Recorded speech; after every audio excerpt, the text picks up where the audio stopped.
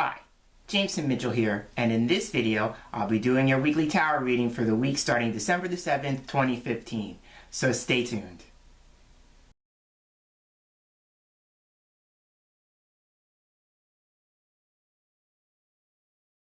And here we are with the deck on the table, and the deck assisting me for this week's reading is the Archangel Power Tarot cards by Doreen Virtue, Radleigh Valentine, and Jeff Bedrick. And the reason why I like this deck is for two reasons. Number one, it's said that the theme of this deck is for empowerment, although every tarot deck, in my opinion, can be used that way. But the specific theme of this deck is empowerment. And I once heard Radleigh Valentine say that it's like having the angels serve you in the role of being your life coaches. And since I work as a life coach, I found that idea very appealing and intriguing. So again, this is the Archangel Power Tarot by Doreen Virtue, Radleigh Valentine, and Jeff Bedrick. And so I'm going to take the deck in hand, and I'm going to ask this question like I do every week. The intention is to ask Spirit, ask the angels, what do we need to know about the week ahead? And so what I do is I shuffle the cards until I feel one stick out like that. And so the first card is going to represent the beginning of the week. Shuffling some more, that card is going to represent the middle of the week. And this card will serve as the end of the week.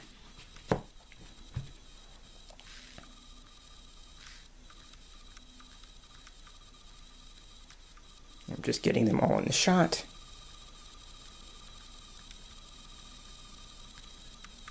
Okay, so these are our cards. I always start with the card on the bottom of the deck, so I'm turning the deck over. And this is the card that's at the bottom of the deck. So this is what I call the base or the foundation card. So this is the Six of Ariel, and so this is traditionally known as the Six of Pentacles. So this is a week where we are being asked to look at the issues surrounding giving and receiving in balance. If you look at the picture, Ariel has scales, and there's fruit or a harvest in each basket on each side of the scale, and they look like they're in balance. So this week we're being asked to look at our level of giving and receiving in balance. Now this card is numbered 6, and so for me in Tarot, 6 is the number of choices. So we're being asked to, if we have an issue, if we're out of balance either in our giving or receiving, then we could take responsibility for that. That's a 6-2, and make different or better choices, because the 6, like I said, represents choices for me. So I'm seeing that. One of the things that we could be asked to do is to help people in need. I see this as a card of charity, charitable organizations or foundations, you know, causes that you believe in, you want to support. And this card in that way is not just financially, because Ariel as a suit can represent money and finances, but it also represents all sorts of material resources. And so besides money, we can also give our time and our energy. So this week, if you're feeling called to serve in a way as a volunteer, because this is a strong volunteerism card, then consider where would you like to place your resources. Where do you think that you would be able to serve in the best and highest good for you as an individual, but also for the organization that you're choosing to align yourself with. So I'm seeing that. So again, the Six of Ariel is a strong card about, you know, looking at the ways we give and receive. And in our relationships, because I'm being led to say this, in our relationships, we can sometimes model one or two types of people. We can be a giver and we're always giving, giving, giving. And then we are challenged with being a receiver, or we can always be a receiver who's always on the receiving end of things and then be challenged with giving. So if you find yourself out of balance with one or the other, it's like, how can you come into a greater state of balance, you know, by, if you're a giver all the time, would you be willing to allow yourself to receive? And if you're always receiving, would you be able to allow yourself to be more of a giver this week. Now, the last thing I want to say, this is a strong law of attraction card, because anytime I see the symbol with scales, I always see this as working with the law. And so that could be the law of cause and effect, but I also see it as the law of attraction. So that's the Six of Ariel. So now, going with that, we'll see how the other cards this week play into that idea, that theme. So at the beginning of the week, we have the Nine of Michael. Okay, so this card comes up when we may be facing worry or stress or anxiety. So at the beginning of the week, we may be concerned either for ourselves or for other people.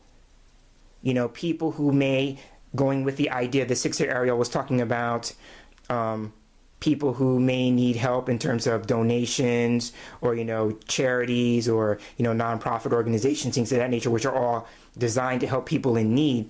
You may be called to either specifically work with an individual or, you know, be concerned about an individual this week, or, you know, a collective, and then again feeling like, where is the best place for me to be of service in that regard. So that's the Nine of Michael. Also, with the Nine of Michael, it could be we're being called not to jump to any conclusions about things or make any kind of assumptions, because the Nine of Michael is a card that can say that we're allowing our imagination to get the best of us. You know, we could be facing a situation, because I'm seeing the young man on the bed here looking ahead. So for me, that's symbolically looking to the right. So sometimes this card can represent, you know, an imagined, and notice I'm stressing the word imagined, fear of the future or dreading something that's coming up. So I'm seeing that as a possibility. So the card reads, your worry is unnecessary. Focus your thoughts on the outcome you desire, not what you fear is going to happen. Don't let your imagination run away with you. And then it finishes with, release feelings of regret, guilt, or worry to your angels. This is the week to give up all kinds of those kinds of thinking to your angels. Traditionally, this card is seen with the image of the person in bed, and there's 9 swords behind the person, and they all look the same. So it's like the same thought. It's just a line of thinking or a pattern of thought that just plays in our head over and over and over again, to the point where we could lose sleep. You know, he's sitting in a bed, so we could lose sleep. We could make ourselves so worried about a situation that we start having nightmares about it, because I see this as a dream card, sleep dreams, and so sometimes we can have nightmares as a result of that. But even with that, this card may be suggesting too is that if we release it and let it go, the worry, the angels may provide us with dreams in our sleep that would give us proper guidance or advice on dealing with the situation, rather than letting our imaginations run with it. So I'm seeing that as the Nine of Michael for the beginning of the week. In the middle of the week, we have the Ace of Gabriel. So the Ace of Gabriel promises something new. So it could be something like a new job or new work, because I see the suit of Gabriel as work, business, enterprise. It could also be, you know, something that rekindles or ignites something that we're passionate about, because I see this card, or not this card, but the suit of Gabriel more specifically as a suit of passion. So it could be like in the middle of the week, especially if we're trying to figure out where we fit in terms of where can we be of service to those who might need what we have to offer, then we could be finding where it is that we're most passionate about. Now, the Six of Ariel is also a work-related card. So for those of you who may be self-employed, you may be wondering where to position yourself so that people can know more about you and your business, your products and your services. I sometimes see the Six of Ariel as a card that represents being in demand, like the people who would need what it is that you have to offer. And so the Ace of Gabriel in that regard says that you are inspired, you are motivated to take action. You know the people that you're here to serve, and you know how to best serve them. It's just now a matter of getting them to know about you. I'm seeing Gabriel, the angel here, holding a trumpet. And so it's like, how can you put whatever it is you do on blast and let people know what it is that you do and that you're here? That's the biggest thing. They have to know that you exist in order for them to take you up on your products, your services, your offerings. So the card reads, a gift of passion, opportunity, and inspiration. The chance to do something amazing, a sense of wonder. So I'm seeing that for the middle of the week. Now, rounding out to the end of the week, we have the 8 of Ariel. This is wonderful how I just mentioned the idea about work. Now, the 8 of Ariel is a card that is all about work. I see this as a work card. Now, there are 2 different types of work cards in the tarot for me, and they're both in the suit of Ariel. One is the 3 of Ariel, and then the 8 of Ariel. The difference between the two is that the 8 of Ariel represents somebody who is an apprentice or somebody who's learning. And if you look at the picture, the gentleman on the card is reading a book, and he has a stack of books next to him. So rounding out the end of the week, once you find out what it is that you're passionate about, or if you come up with a new business venture, a new business idea, then this card, as a natural follow-up, is asking you to either read up on it, take some classes, courses, seminars, learn from someone, because here the Ariel, the angel, is pointing to what it is that the young man needs to be focusing on in terms of what he needs to be learning. She's actually pointing something out. So it could be like at the end of the week, something gets pointed out to you, or you find a direction or some courses to take, because this card again represents learning. I also see this card is about making money. So going with the idea, if the 6 of Ariel is about, the idea of money, compensation, because it can represent money changing hands. So then this card would be the idea of like, what could you do in terms of work that would allow you to make money? Because I'm seeing this as a making money card. So again, going back to the idea here, and we could start off the week maybe being worried or stressed or anxious about our ability to make money doing the work that we would love to do, that we're passionate about doing. And so one of the things we may find out as an end result is, we have to look, investigate, are we able to make money doing that? Is it actually a viable product? Is it a viable service? Is it a viable offering? Going back to the 6 of Ariel as the foundation, is it something that would have a lot of demand? Is there a need for it? So that would be the thing. And then the next thing would be, what do I need to know more about that particular venture? It could be, again, going back to school or studying under somebody who's doing it, that kind of thing. But this card represents learning and taking your craft, your trade, or your skill and seeing how you can make money at it. And one of the ways, if it is a product, this is more for people who do products, then this card would be about getting your product out on display. And if it's a service, then again, how can you get people to know more about it? How can you put it on blast so people, and be in places where people can see it? I'm seeing the book, and so, this could be like, are you posting things online maybe where people can actually read about your business online, something of that nature. But I'm seeing the book, and so the book is actually reading. I'm seeing this for me, very interestingly enough. I'm a reader, and so him reading a book is a pun for, being a card reader. So I'm seeing that, and that's my takeaway. That's how I'm looking at this. One of the things we have to keep in mind when we're watching general readings, or in my case, as doing a general reading, have to remind people that this is going to be serving many people who come across this video. And so the idea is about stepping back and saying, how does this relate to my life based on where I'm at right now? So keep that in mind.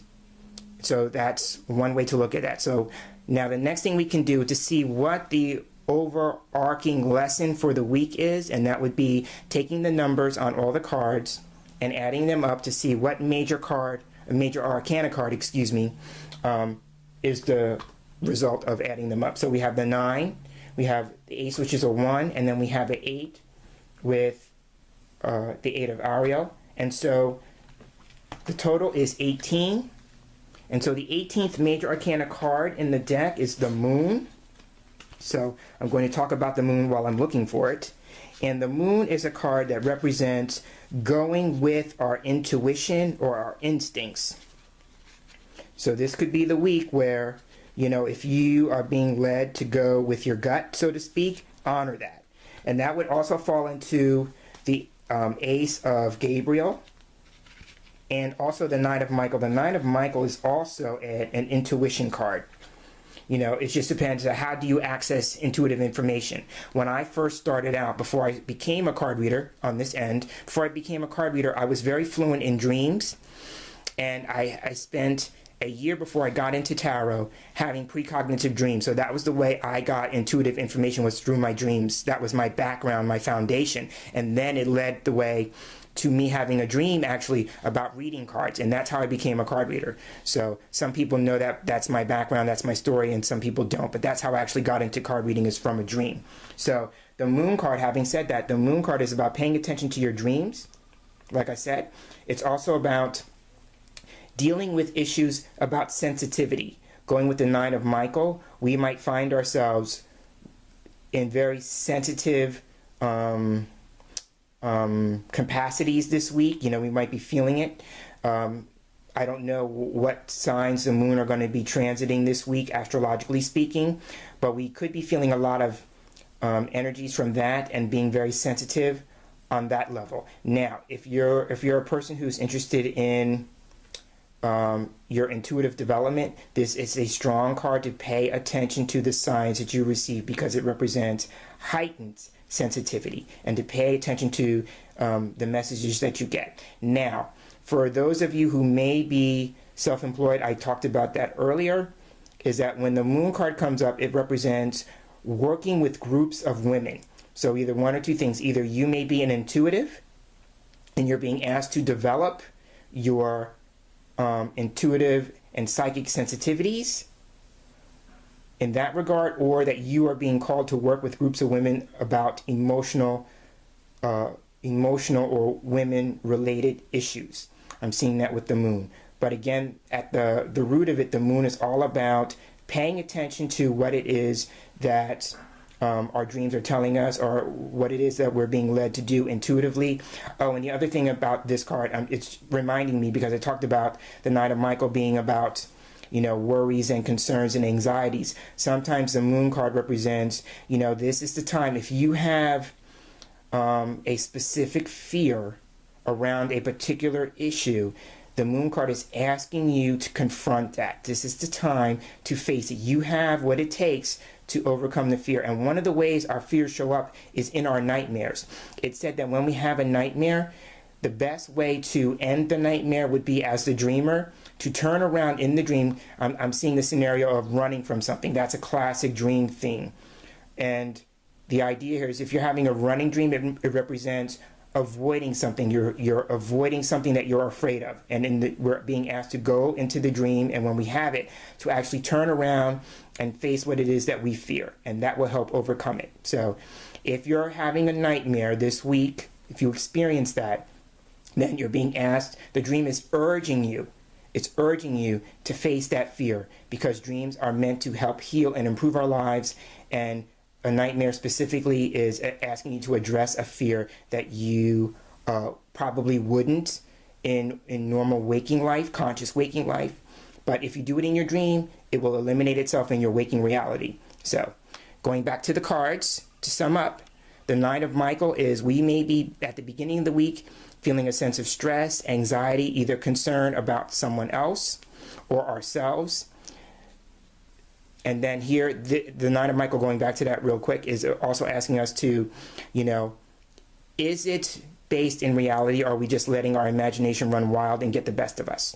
So that's that. Ace of Gabriel, in the middle of the week, we might find ourselves inspired, motivated, passionate about something. It could be a new cause, it could be a new endeavor, it could be a new business, something of that nature.